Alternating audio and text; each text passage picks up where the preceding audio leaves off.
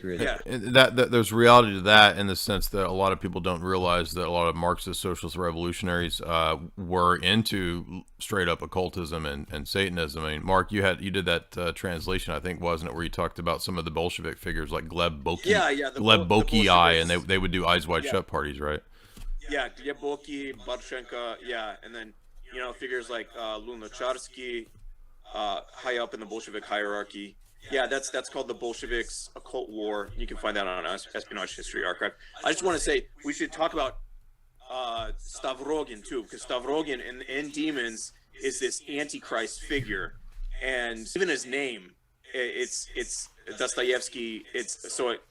The origin of his name is Stavros in Greek means cross, and then Raga in Russian are horns, so it's the horn cross. But Stavrogin is this figure of enormous power and charm. Like he's tall and handsome. He's brilliant. But he is the Nietzschean Übermensch, kind of incarnate. And he basically practices the transvaluation of all values. And at the very end of the novel, it's kind of interesting how Stavrogin, he atrophies because it shows the kind of the creative impotence of evil, that evil itself cannot create anything but only destroy. But Stavrogin there's a key thing that's important about the book Demons, and I encourage everyone to find it. Should be available online. There's a missing chapter from Demons. And it's called I think it's in English it's called At Tikhon's, and that's really important to read. At Tikhon's, or Stavrogin's Confession, and I think it was translated by Virginia Woolf back in the day. Like you should read it in sequence where it's supposed to be in the book as well, because there's a specific part where it's supposed to be in the version I had, Mark. It has it in there. This is the Heaviar translation. This one by Heaviar. Volokonsky. Yeah. Okay, that's perfect. Yeah, and I'm glad it's in there. That chapter at Tikhon's is really important because that kind of goes into elite deviance and at the same time, so it kind of examines that from a conspiratorial angle to some extent of Stavrogin basically sex Yuli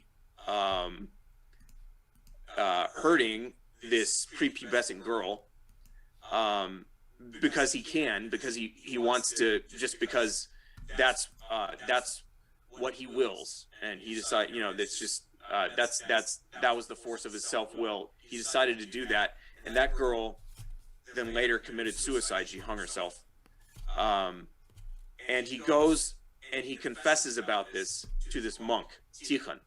He tells the monk what he did, but he can't, he doesn't have any repentance in him. He's not actually sorry for it. He just wants to say it, but he can't muster any spiritual strength to actually repent. Why does he want to go confess that to the elder? What's the purpose? It's not really clear. It may just be pride. Okay. Maybe there may be some pangs of conscience in him, but he can't bring himself to repent. I took it as that. Like he had this part of him that wanted to repent, but then Tikhon calls him out and shows him how it was basically vainglory and pride, and how he even tells him like the because he has a letter. He didn't just speak it. He goes, he says there's something you really want to get off your chest, and I feel it, and he basically throws the letter down, says read it, don't say anything till you're done reading it, then say everything. And Tikhon tells him, is like, this could be the most Christian act that you could do, but only if it's coming from from a real Christian intention. He essentially tells him, and he calls him out and says this is vainglorious, and even the way you wrote it, it's like you're trying to dazzle the audience and seem like you're this brilliant rhetorician. And well, that's a similar thing that's going to come up here with the abuse of younger people. That will be a big theme in Crime and Punishment too. I just want to ask Mark, have you read a lot of his letters? Because there was a letter in the book in the like the appendix of Notes from the Underground, and it's a letter to Dostoevsky's brother, and he's complaining about the censors, and he basically calls them swine and says, they allowed me to feign blasphemy throughout this novel, and then the one part where I talk about Christ and redemption, they wanted to remove that.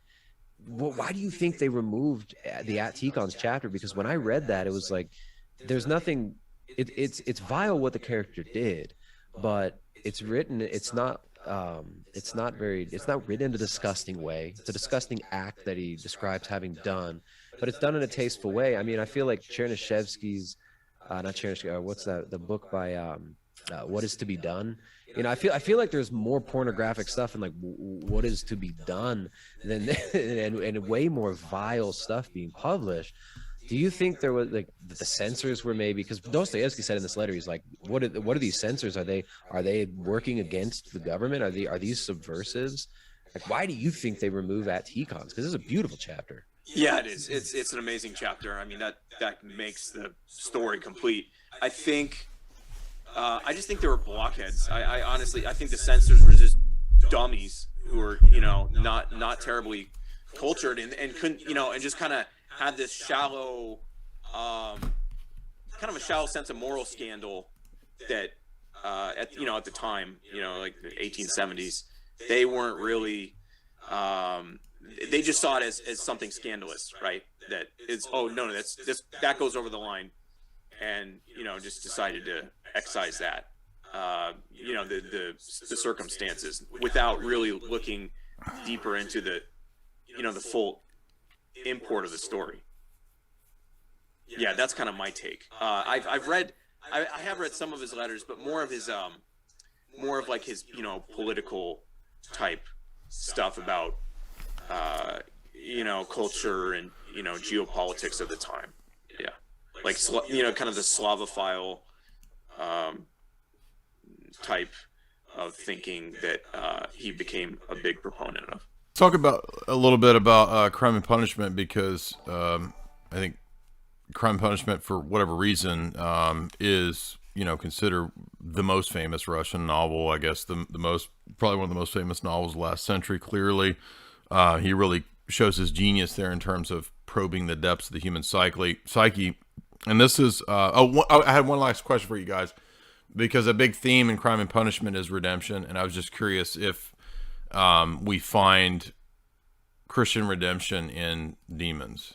Yes, yeah, I think so. Yeah. Okay. Yeah, absolutely. I mean, Stepan Trofimovich, that character has, the 1800s boomer Jordan Peterson character has a great redemption arc, and it's done in a way that's tasteful and not preachy and obnoxious. And actually, it's the progression of his repentance. It's both funny, but then there's like a dark humor to it, but it's poignant, it's cutting, right? He gets kind of delusional. He's like dying. He gets delusional, and this character he meets this traveling gospel salesman woman who's this Orthodox woman who's selling gospel books, and he tells her, he starts to like latch on to her and try to make her his new like sugar mama, basically, because he's running through his habits. So you get this thing of like the psychological traps and loops that people get caught in, and the way it shows him going through this loop but then like popping out of it is really beautiful. He meets this woman, she's selling gospels, and he's like, there must be something to this. I know I believe in God, but I'll teach the peasants about this book. I know there's truth in it. I'll teach them the truth about this book, and I'll be very respectful, and I know there's mistakes in it, but I'll teach them. And then he goes through this phase of like dialogue there. He has this Protestant moment, right? His delusional Protestant moment, and then after that he repents even more, and he basically says, look, I've been a liar my whole life. Actually, you know the line in Scarface where he's like, even when I always tell the truth, even when I lie. That's from this book, except it's the opposite. He says, even when I've always lied, I've always been a liar. Even when I tell the truth, I've been lying. He expresses this kind of, he reflects in a really deep way on how lost he is, and then he ends up, you know, taking the sacraments, and then before he dies. And anyways, he reconciles with characters around him. And then there's other Shatov, another character who, I mean, his wife, who he was only married to for like 3 weeks, and she took off. She comes back to him. He hasn't seen her in 3 years. She comes back to him pregnant, right? So his wife comes back pregnant. His wife comes back pregnant with his wife's boyfriend's baby, right? And he goes through this interesting character arc as well. So yeah, there's a beautiful redemption character arc for several characters, at least 2.